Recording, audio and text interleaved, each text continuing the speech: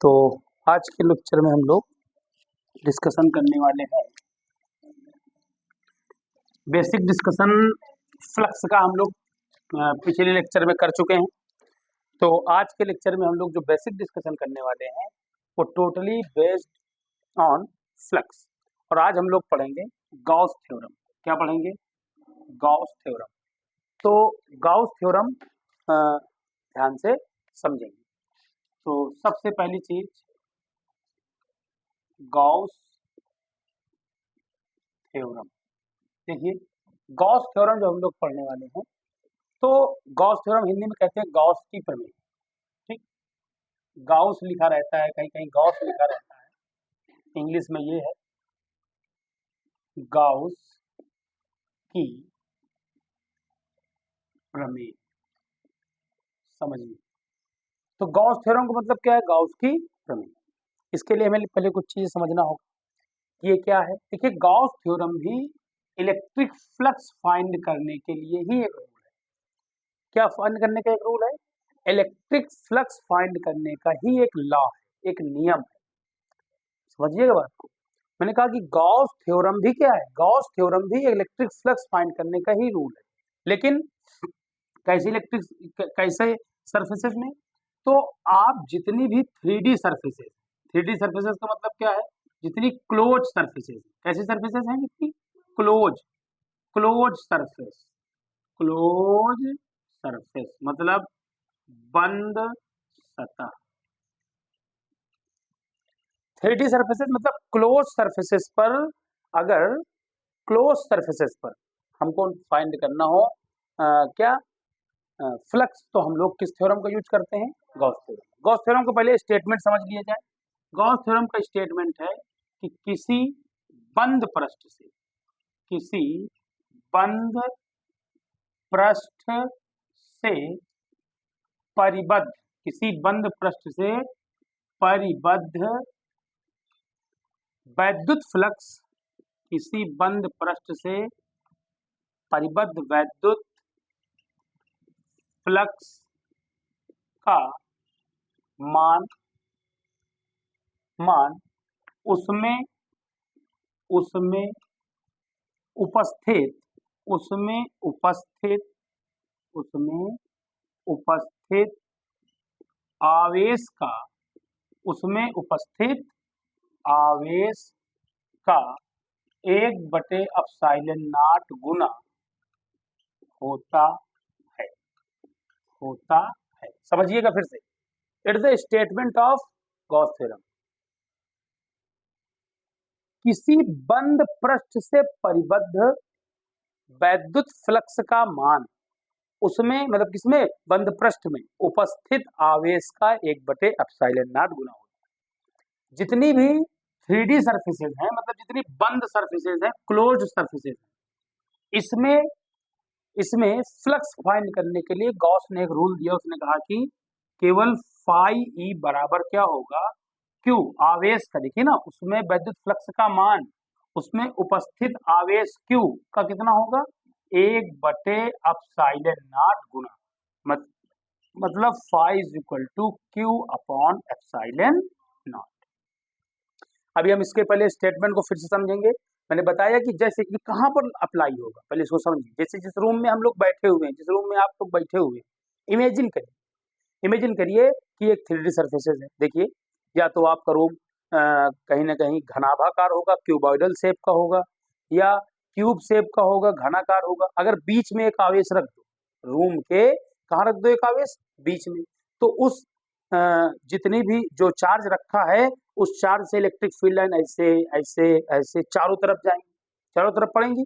तो वो जो इलेक्ट्रिक फील्ड लाइन होगी, जो अपने बगल में सरफेस होगी, उस सरफेस पर भी पड़ेंगी जाकर के। तो इस सरफेस पर पड़ने वाली टोटल जो इलेक्ट्रिक फ्लक्स है, इसे हम किससे फाइंड कर सकते हैं? गॉस थ्योरम से। क्यों? क्योंकि इस बार जो चार्ज रखा हुआ है ना, वो सरफेस के अंदर, बंद सरफेस के अंदर, देखिए जिस रूम में आप हैं वो चारों तरफ से क्या है?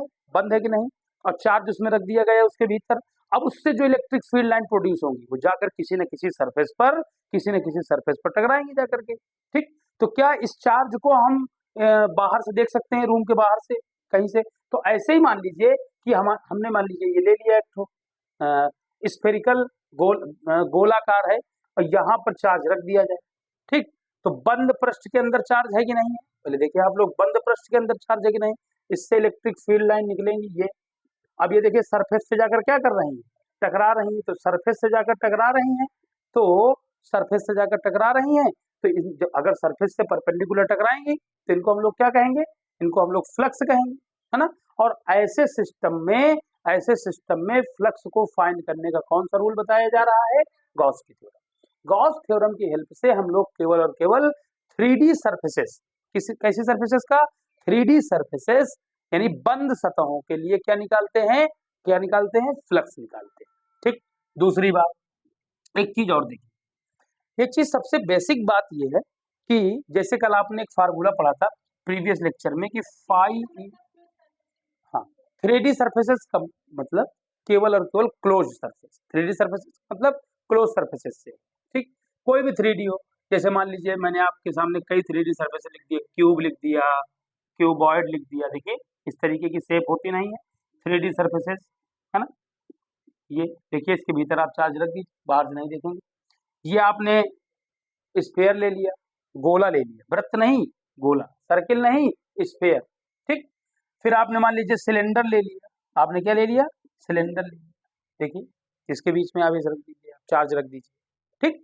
तो कहीं ना कहीं आप इस बात को समझें, इस बात को समझने का प्रयास करें कि जो हमारी गाउस थ्योरम है, गाउस थ्योरम की हेल्प से केवल और केवल हम बंद सरफेसेस, 3D सर्फेसेस का क्या निकालते हैं, इलेक्ट्रिक फ्लक्स निकालते हैं, वैद्युत फ्लक्स निकालते हैं।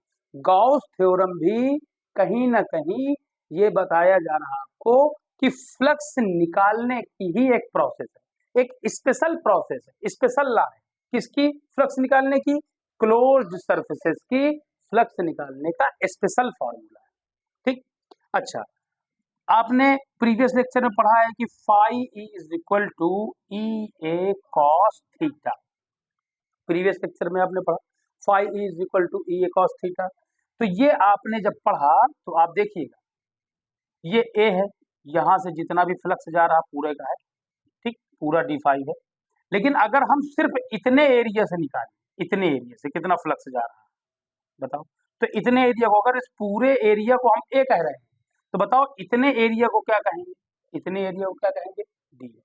तो आप ये बताओ, जब तुमने अल्पांश क्षेत्रफल ले लिया है, छोटा सा क्षेत्रफल ले लिया है, तो इस छोटे से क्षेत्रफल से क्या टोटल फ्लक्स पास हो रहा है क्या, तो अगर हम अल्पांश एरिया, अल्पांश क्षेत्रफल का फ्लक्स निकालेंगे तो फाई नहीं निकलेगा, तब क्या निकलेगा, डी फाई निकलेगा, क्या निकलेगा, d phi is equal to formula होगा e d a cos theta, ठीक। देखिए ये फार्मूला कहां पर लगाएंगे हम, जब पूरे एरिया के लिए होगा, तो पूरा एरिया है तो फ्लक्स भी क्या है, पूरा है ना।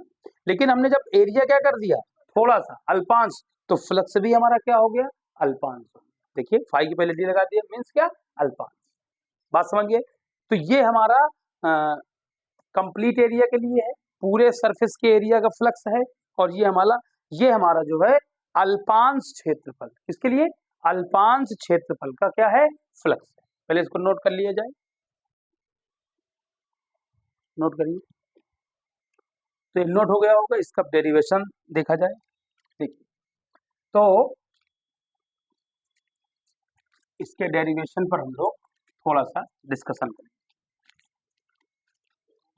देखिए ये हमने ले लिया एक, बेटा सभी बच्चे गौर करें, ये हमने ले लिया एक स्फीयर, क्या ले लिया, स्फीयर। स्फीयर का मतलब क्या ले लिया हमने, एक गोला, ठीक। और इस गोले का क्षेत्रफल क्या है, इस गोले का क्षेत्रफल क्या है, ए, गोले का क्षेत्रफल क्या है, ए, इस गोले का क्षेत्रफल क्या है, ए। ये हमारा सेंटर है, ये हमारा क्या है, सेंटर। मान लिया हमने यहाँ पर एक चार्ज रख दिया, क्या रख दिया, चार्ज रख दिया, ठीक, चार्ज रख दिया। जब हमने यहाँ पर चार्ज रख दिया तो चार्ज क्या प्रोड्यूस करेगा, इलेक्ट्रिक फील्ड लाइन, और जो इलेक्ट्रिक फील्ड लाइन ऐसे निकलेंगी, ऐसे निकलेंगी, ऐसे ऐसे चारों तरफ निकलेंगी, ठीक। तो जितनी इलेक्ट्रिक फील्ड लाइन इस सरफेस पर परपेंडिकुलर पड़ेगी, लंबवत पड़ेगी, उसे हम लोग क्या कहेंगे, उसे हम लोग फ्लक्स कहेंगे। हमने यहाँ पर एक छोटा सा एरिया ले लिया, छोटा सा क्या ले लिया बेटा, एरिया ले लिया। ये जो छोटा सा एरिया हम लोगों ने ले लिया है, इस छोटे से एरिया को हम लोग क्या कहते हैं, डीए। क्या कहते हैं, डीए कहते हैं। और इस एरिया के परपेंडिकुलर अगर हम खींच दें तो क्या कहेंगे, वेक्टर डीए कहेंगे। क्या कहेंगे, वेक्टर डीए। समझना बात में। अगर ये क्यू चार्ज है, ये क्या है, क्यू चार्ज है, क्यू चार्ज है तो क्यू क्या जनरेट करेगा, ये क्या प्रोड्यूस करेगा, इलेक्ट्रिक, इधर भी इधर भी इधर भी इधर भी इधर भी इधर भी इधर चारों तरफ करेगा। ठीक, आप पूरे का मत निकालिए, आप पूरे का मत निकालिए, अल्पांश क्षेत्रफल जो ये तुम्हारा थोड़ा सा क्षेत्रफल है उसका केवल क्या निकालिए, इलेक्ट्रिक फील्ड। देखिए इलेक्ट्रिक फ्लक्स केवल इतने का निकालिए, तो ये तुम्हारा अल्पांश क्षेत्रफल कितना है, देखो अल्पांश क्षेत्रफल क्या है, डीए। अल्पांश क्षेत्रफल क्या है, डीए। अल्पांश क्षेत्रफल क्या है, डीए। और इस पर देखिए अभिलंबवत ये सदिश खींचा गया है, इसको हम लोग क्या कहते हैं, क्षेत्रफल सदिश। क्षेत्रफल सदिश का मतलब क्या होता है, एरिया वेक्टर।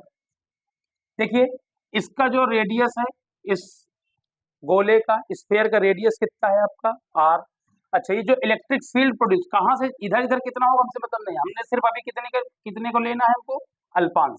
हमने अल्पांश का ले लिया, ये अल्पांश। देखिए भाई अल्पांश से गुजर रहा है, ये हमारा इलेक्ट्रिक फील्ड हो गया।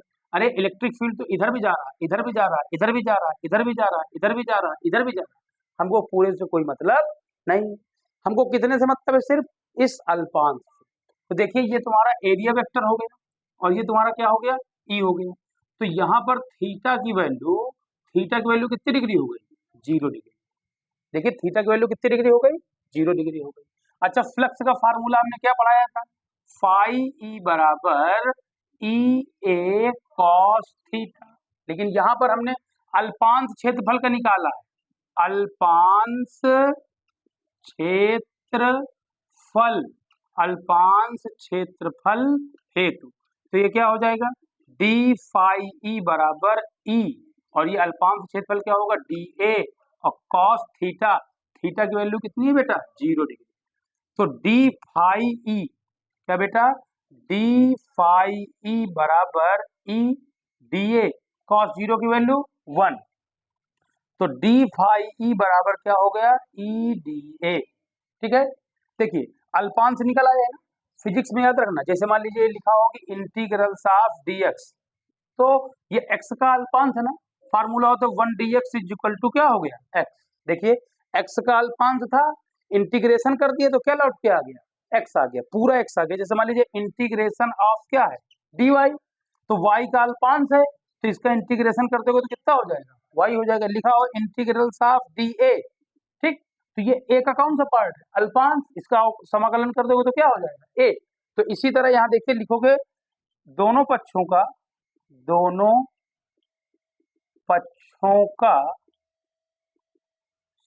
समाकलन करने पर से होगा integral of d phi E, integral of E d A, दोनों पक्षों का समाकलन। देखिए 1 डी फाई, देखिए 1 डी एक्स का क्या हो गया, एक्स, तो डी फाई का कितना हो जाएगा बेटा तुम्हारा, फाई हो जाएगा। देखो ई कांस्टेंट बाहर निकाल लीजिए आप, ठीक, ये क्या है, देखो 1 डी ए है, देखिए 1 डी ए का क्या आपके सामने लिखा हुआ है, ए। ई क्या है, ई है आपका इलेक्ट्रिक फील्ड, ई क्या है, इलेक्ट्रिक फील्ड। इलेक्ट्रिक फील्ड का मतलब वैद्युत क्षेत्र, ए क्या है, एरिया, एरिया, ठीक। तो इलेक्ट्रिक फील्ड का फार्मूला 1/4 पाई, देखिए क्यू का इलेक्ट्रिक फील्ड क्या होगा यहाँ पर, 1/4 pi epsilon not Q upon, देखिए डिस्टेंस कितनी है, आर स्क्वायर। और ये क्या है, एरिया, गोले का क्षेत्रफल, गोले का क्षेत्रफल क्या होता है, 4 पाई आर स्क्वायर। तो 4 पाई से 4 पाई क्या हो गया, कैंसिल, आर स्क्वायर से आर स्क्वायर क्या हो गया, कैंसिल, क्या बचा देखो, फाई ई बराबर क्यू अपॉन एप्सिलॉन नॉट। ठीक है, एक बार फिर से इसको समझेंगे। ये हमने ले लिया एक क्लोज सरफेस, ये हमने क्या ले लिया है, क्लोज सरफेस, इसके अंदर एक चार्ज रख दिया क्या, क्यू, चार्ज इधर भी इलेक्ट्रिक फील्ड, इधर भी इलेक्ट्रिक फील्ड, इधर भी इलेक्ट्रिक फील्ड, इधर भी इलेक्ट्रिक फील्ड, इधर भी इलेक्ट्रिक फील्ड, चारों तरफ इलेक्ट्रिक फील्ड प्रोड्यूस करेगा। हमको कोई मतलब नहीं पूरे से, हम फिजिक्स कहती है, मैथ कहती है कि आप कुछ न करिए, केवल अल्पांश पार्ट का निकाल लीजिए, किसका निकाल लीजिए, अल्पांश। हमने थोड़ा सा एरिया ले लिया जिसको हमने डीए कहा। इस डीए एरिया पर एक हमने लंबवत सदिश खींच दिया। देखो सतह से कितने डिग्री कोण बना रही है, 90 डिग्री का लंबवत खींच दिया। अब ये इलेक्ट्रिक फील्ड इधर भी जा रहा है, इधर भी जा रहा है, इधर भी जा रहा है, जिससे कोई मतलब नहीं। इस एरिया ये अल्पांश से कितना जा रहा है, अल्पांश से कितना जा रहा है, देखो ये इसे जाएगा तो दोनों के बीच कोण कितने डिग्री का है, देखो समांतर तो 0 डिग्री का है। फ्लक्स का फार्मूला पढ़े थे, फाई ई बराबर ई डी ए कॉस थीटा।